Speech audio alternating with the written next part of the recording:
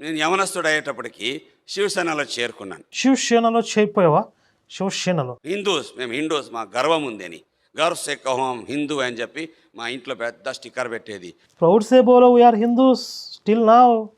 ఇప్పుడు కూడా చెప్తావు నా గర్వంగా మేము హిందూస్ అని. బుడబొక్కల్లాయాల రెండే గురి మాకు బాలాసాహెబ్ ఠాకరే గారు బోధించేవారు. బాలాసాహెబ్ ఠాకరే గారు మాకు ఏమంటారు నాయకుడు. ఆయన చెప్పినట్టుగా మేము చేసేవాళ్ళం. ముస్లిమ్స్ అందరినీ కూడా పాకిస్తాన్కి తరమాలన్నాడు ఆయన. క్రిస్టియన్స్ అందరినీ కూడా అమెరికాకు, బ్రిటన్కి తరమేసండి అంటారు. అది హిందుస్థాన్ హిందూ లోగో కా హై. హిందుస్థాన్ అనేది హిందువులదే. ఇక్కడ హిందువులు మాత్రమే ఉండాలా, హిందూ దేశం చేయాలని చెప్పేసి ఇప్పుడు చెప్పేది కాదు. బాలాసాహెబ్ ఠాకరే అప్పుడు చెప్పేవాడు. ఆ మాట విని మేము రెచ్చిపోయేవాళ్ళం. రెచ్చిపోయి దొరికితే చాలు ముస్లిమ్స్ని కూడా కొట్టేవాళ్ళం, క్రిస్టియన్స్ని కూడా కొట్టేవాళ్ళం. ముస్లిమ్స్ని కొడితే బతుకుతాడు వీడు ముస్లిమ్స్ని కొట్టాడు.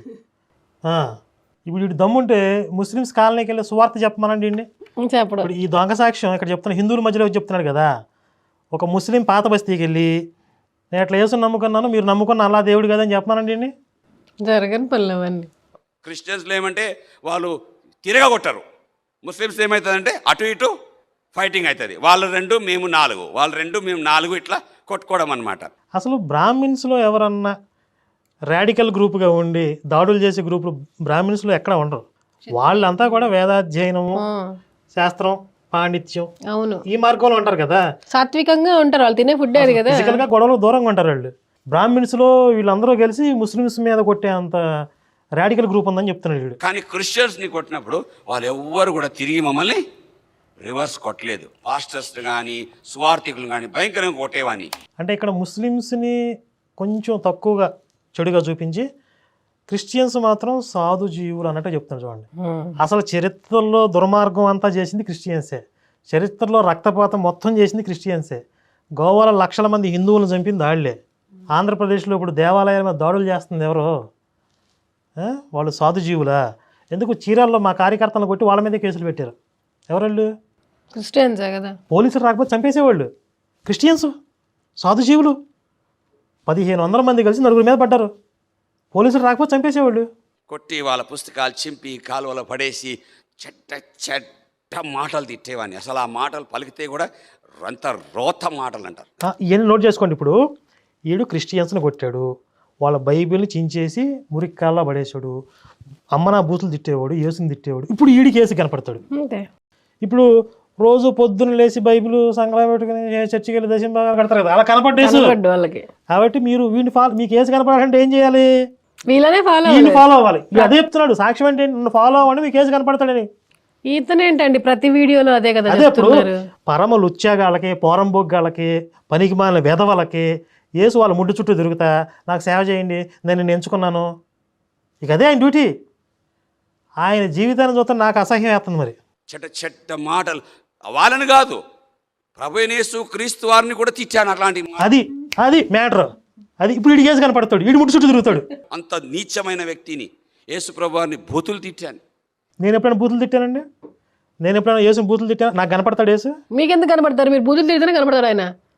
పోయినసారి చెప్పాను నేను, మీ 2 పాసలను మర్డర్ చేస్తే ఆయన వస్తాడు, మీరు బూతులు తిడితే ఆయన కనపడతాడు. అది చెయ్యండి.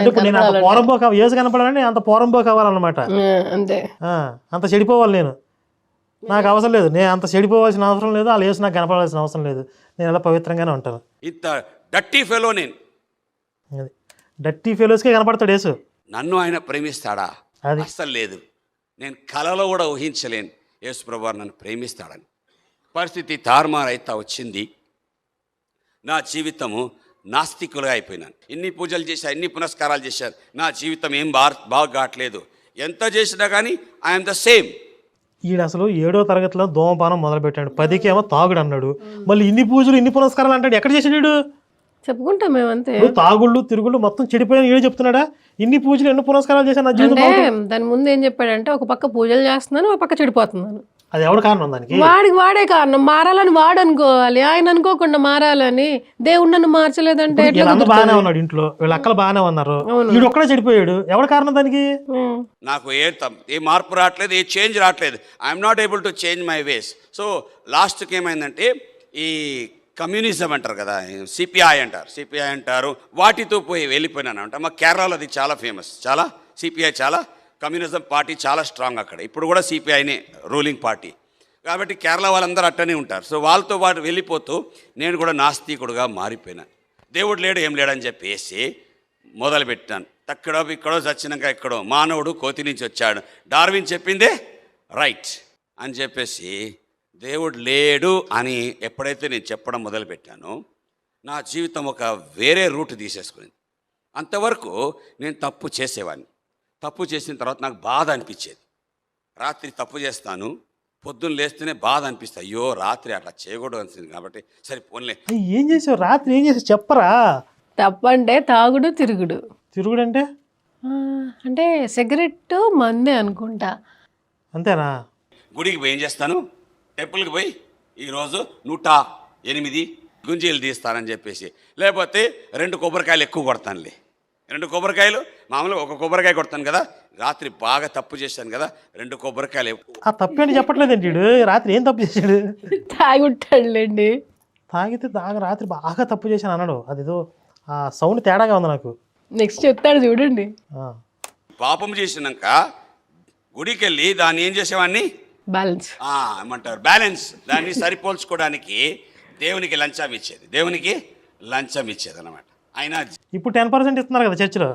అదే కదా. ఇప్పుడు పాస్టర్లు ఏం చెప్తున్నారు, మీరు పాపాలు చేయండి మాకు 10% కట్టండి పాపాలు క్షమించబడతాయి. అదే కదా. బాప్టిజం తీసుకోవడం కూడా మరి లంచమేగా అయితే. అంతే కదా. నువ్వు చేసిన పాపాలన్నీ పోతాయంటే మరి బాప్తిజంలో ఆ మునకేయంగానే మరి దేంట్లోనే కడగబడతారు, దేంట్లో అనేది క్లారిటీ లేదు నాకు. మొన్న అడిగాను, కడగబడిన తర్వాత మరి లంచం ఇచ్చినట్టే. అది కాలేజీలో చదివేవాడిని కాదు, నా పని అంతా రౌడీజం. మేము శివసేనలో ఉంటాం. ఇంతకుముందు కమ్యూనిస్ట్ అయ్యాను అన్నాడు కదా. అయ్యాడు అన్నాడు. మళ్ళీ శివసేన ఏంటి మళ్ళీ? ఏమో మరి. అంటే వీడికి ఏది అవసరమైతే, ఏ క్యారెక్టర్ అవసరమైతే అక్కడ అట్లా మార్చేసుకుంటాడు అనమాట. అంటే ఇప్పుడు శివసేనకి కమ్యూనిస్ట్గా సంబంధం లేదు. శివసేన పూర్తిగా హిందూ ఆర్గనైజేషన్ కదా అది. అవును, రిలీజ్ చేస్తుంది. ఇదేమో అసలు నేను నాస్తికుడిని అయిపోయాను అన్నాడు. సిపిఐ అంటే నాస్తికుడు, కమ్యూనిస్ట్ భావజాలం. వీడు కమ్యూనిస్ట్ అయిపోయినాక మళ్ళీ శివసేన అని ఎలా చెప్తున్నాడు వీడు? ఇప్పుడు బైబిల్లో కాంట్రడిక్షన్స్ ఉంటాయి, అది అలవాటు అయిపోయింది. సాక్ష్యాల్లో టెస్టిమోనీస్ లో కూడా అలవాటు చేసుకోవాలి. ఎలాగా అలవాటు అవ్వలేదు మీకు ఇంకా? అంటే కొన్ని విషయాలు డైజెస్ట్ కావట్లేదు. అదే ఒక టిపికల్ యాంగ్జైటీ వస్తుందని చెప్తున్నా కదా. మీ అమ్మ కడుపులు మాడి ఎక్కడి నుంచి ఏ గ్రహం నుంచి ఊడిపడ్డారా బాబు మీరు? ఇందా చెప్పాడు కదా 6వ నెలలో పుట్టాడు, ఏదో ఒక డ్యామేజ్ ఉంటుంది బాడీలో అని, బ్రెయిన్ డ్యామేజ్ తో పుట్టాడు. ఎట్లాంటి వాడే శుభం పలకరా మనవడా అంటే మంగమ్మ కొండ 16 ఒక్కలు అన్నాడంట. ముస్లిమ్స్తో ఫైటింగ్ తర్వాత మళ్ళీ మొదలుకొచ్చి వీడు. సరే మనం కట్ చేద్దాంలేండి. క్రిస్టియన్స్ని కొట్టేది కానీ వాళ్ళతో ఫైటింగ్ ఉండేది కానీ. ఇంకొక మాకు ఫైటింగ్ ఎవరితో అంటే అంబేద్కర్ వాళ్ళతో, వాళ్ళు జై భీమ్ అంటారు దాన్ని. ఇప్పుడు వీళ్ళందరినీ కూడా అంటే హిందువులకి బ్రాహ్మణ్స్కి వ్యతిరేకంగా వీళ్ళందరినీ రెచ్చగొడతామన్నమాట. అంబేద్కరిస్టులు, కమ్యూనిస్టులు, క్రిస్టియన్స్, ముస్లిమ్స్, ఈ బ్రాహ్మిన్స్, శివసేన కార్యకర్తలకు ఇదే పని, వీళ్ళని కొట్టడమే వాళ్ళ పని అని చెప్తున్నాడు వీడు. అవును, అదే అది. చాలా కొట్లాటలు జరిగేదన్నమాట. ఆ కొట్లాటల్లో మేము పిచ్చిగా కొట్టుకునే వాళ్ళం. నాకు చాలా బాడీ, ఒక్కొక్కసారి 20 మంది వస్తే కూడా ఫైట్ చేసేది. ఇంత మాదిరి అసలు ఫైట్ బ్రాహ్మణ్. వీడు 20 మంది వస్తే అవలలో కొట్టి పడేసేవాడంట. పైగా వీడు ఎప్పుడు కూడా తాగుళ్ళు తిరుగుళ్ళు. వీడికి అంత అనారోగ్యమైన అలవాట్లు ఉండి కూడా అంత బాడీ బిల్డింగ్ ఎక్కడయిందో, వీడు 20 మందిని ఎలా కొట్టి పడేసాడు. ఆ ఇంటిన వాళ్ళు గొర్రెలు కాకపోతే ఇంకేమంటారు మీరు చెప్పండి. ఇక